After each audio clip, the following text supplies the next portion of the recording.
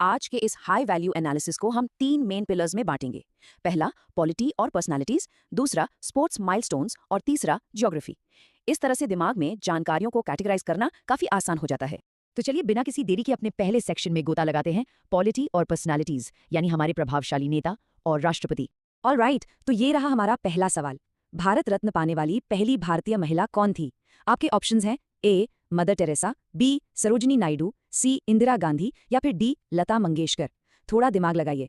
और इसका बिल्कुल सही जवाब है इंदिरा गांधी, भारतीय राजनीति के इतिहास का एक बहुत ही बड़ा और जाना माना नाम। अब देखिए, असली मार्क्स ना इन एक्स्ट्रा फैक्ट्स में छुपे होते हैं। इंदिरा गांधी भारत की पहली महिला प्रधानमंत्री थी, ये तो हम सब जानते हैं। लेकिन उन्हें भारत रत्न कब मिला? 1971 में। इसे याद रखने की एक जबरदस्त ट्रिक बताऊं? 1971 का भारत पाक युद्ध याद कर लीजिए। उन्होंने उस युद्ध में देश का नेतृत्व किया था। युद्ध भी 1971 में हुआ और उनका ये अवार्ड भी 1971 का ही है। दोनों को आपस में लिंक कर लीजिए, एग्जाम में कभी नहीं भूलेंगे आप। परफेक्ट। चलिए अगले सवाल पर चलते हैं। 1992 से 1997 तक भारत के राष्ट्रपति कौन थे? ऑप्शंस देखिए। A KR Narayanan, B APJ Abdul Kalam, C Shankar Dayal Sharma या डी ज्ञानी जैल सिंह। सही जवाब है शंकर दयाल शर्मा। अब ये टाइमलाइन देखिए, ये बहुत ही ऐतिहासिक है। 1992 में वो हमारे 9वें राष्ट्रपति बने और 1997 तक रहे। लेकिन इसमें सबसे हैरान करने वाली बात क्या है पता है? उनके इस एक अकेले कार्यकाल के दौरान देश ने 4 अलग अलग प्रधानमंत्री देखे। मतलब भारतीय राजनीति का ये एकदम हलचल भरा दौर था। पॉलिटी को सफलतापूर्वक पार करने के बाद अब हम अपना गियर बदलते हैं और सीधे चलते हैं खेल के मैदान में। हमारा section 2 sports milestones. Cricket fans के लिए ये सवाल है, भारत ने पहली बार क्रिकेट वर्ल्ड कप की मेजबानी यानी उसे होस्ट कब किया था? 1983, 1985, 1987 या 1991 में? सही जवाब है 1987। इस वर्ल्ड कप को रिलायंस कप भी कहा जाता था। इसे भारत और पाकिस्तान ने मिलकर होस्ट किया था और एक मजेदार बात यह है कि इसे जीता था ऑस्ट्रेलिया ने। अब ये देखिए, ये क्रिकेट हिस्ट्री का एक बहुत बड़ा टर्निंग पॉइंट दिखाता है। पहले क्या होता था, मैच 60-60 ओवर्स के होते थे। लेकिन 1987 के इसी नए फॉर्मेट से 50-50 ओवर वाले मैच की शुरुआत हुई, है ना? एकदम गेम चेंजिंग मोमेंट। चलिए अब क्रिकेट से थोड़ा बाहर निकलते हैं और इंटरनेशनल स्पोर्ट्स की बात करते हैं। पहले आधिकारिक विश्व शतरंज चैंपियन यानी ऑफिशियल वर्ल्ड चेस चैंपियन कौन थे? ऑप्शंस हैं ए इमैनुअल लास्कर, बी विल्हेल्म स्टाइनिट्ज, सी बॉबी फिशर या डी विश्वनाथन आनंद। इसका सही जवाब है विल्हेल्म स्टाइनिट्ज। 1886 में वो पहले ऑफिशियल चैंपियन बने थे। उन्हें फादर ऑफ मॉडर्न चेस भी कहा जाता है। और सोचिए, 1886 से 1894 तक कोई उन्हें हरा नहीं पाया। उन्होंने अपनी चैंपियनशिप का ताज बरकरार रखा। ये एकदम सॉलिड इन्फॉर्मेशन है, इसे माइंड में लॉक कर लीजिए।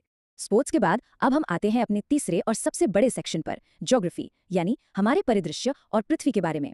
तो तैयार हो जाइए। सवाल है, भारत की सबसे बड़ी खारे पानी की झील यानी साल्ट वाटर लेक कौन सी है? ऑप्शंस ए सांभर झील, बी वुलर झील, सी चिल्का झील या डी पुलिकट झील। अगर आपने चिल्का झील सोचा था तो आप बिल्कुल सही हैं। ये राजशी चिल्का झील ही भारत की सबसे बड़ी खारे पानी की झील है। अब आते हैं बोनस मार्क्स वाले फैक्ट्स पर। ये झील ओडिशा में है और ये पूरे एशिया की सबसे बड़ी लैगून लेक है। लेकिन जो सबसे इंटरेस्टिंग चीज है वो है 1981 में इसे मिला रामसर साइट का दर्जा। एग्जामिनर्स को ऐसे इकोलॉजिकल माइलस्टोन्स पूछना बहुत पसंद है। चलिए अब नदियों की बात करते हैं। गंगा और ब्रह्मपुत्र नदियां अपना डेल्टा कहाँ बनाती हैं? असम, बिहार, पश्चिम बंगाल या ओडिशा में? सही जवाब है पश्चिम बंगाल। ये दोनों नदियां मिलकर मशहूर सुंदरबन डेल्टा बनाती हैं। और आपको बता दूं, ये कोई आम डेल्टा नहीं है, ये पूरी दुनिया का सबसे बड़ा डेल्टा है। इसका स्केल इमेजिन कीजिए। भौगोलिक रूप से ये सिर्फ भारत में ही नहीं बल्कि भारत और बांग्लादेश दोनों में फैला हुआ है। लिटरली बहुत विशाल है ये। ओके, अब हम बात करेंगे सीधे प्लैनेटरी लेवल की। इस एनालिसिस का हमारा आखिरी और बहुत ही क्रूशियल सवाल, पृथ्वी के अक्षीय झुकाव यानी एक्सियल टिल्ट का सबसे बड़ा असर क्या होता है? ऑप्शंस हैं ए दिन रात होना, बी ऋतु परिवर्तन, सी भूकंप आना या डी ज्वार भाटा आना। 23.5 डिग्री। इसे सिर्फ एक नंबर मत समझिए, ये वो एंगल है जो हमारे पूरे पर्यावरण को लिटरली कंट्रोल करता है। इस झुकाव का सीधा और सबसे बड़ा असर होता है ऋतु परिवर्तन यानी हमारे सीजन्स का बदलना। हमारी पृथ्वी बिल्कुल 23.5 डिग्री पर झुकी हुई है और इसी वजह से सर्दियां, गर्मियां और अलग अलग मौसम होते हैं। यही टिल्ट साल भर दिन और रात की लंबाई को भी कम ज्यादा करता है। लॉजिक एकदम सिंपल है। अगर ये झुकाव नहीं होता तो कोई मौसम ही नहीं बदलता। इसे ऐसे ही याद रखना है। अब जाते जाते एक सवाल मैं आपके लिए छोड़कर जा रहा हूं। अगर सिर्फ 23.5 डिग्री का टिल्ट पूरी पृथ्वी के मौसम को पूरी तरह बदल सकता है, तो जरा सोचिए इन एक्स्ट्रा फैक्ट्स को मास्टर कर लेने से आपके आने वाले एग्जाम के रिजल्ट में कितना भारी बदलाव आएगा। लिटरली आपका पूरा गेम बदल सकता है। इन जानकारियों को बार बार रिवाइज करते रहिए। अगर इस एक्सप्लेनर से आपके कॉन्सेप्ट्स थोड़े भी क्लियर हुए तो लाइक और शेयर जरूर कीजिएगा। अपनी पढ़ाई जारी रखिए और मिलते हैं आपसे अगले सेशन में।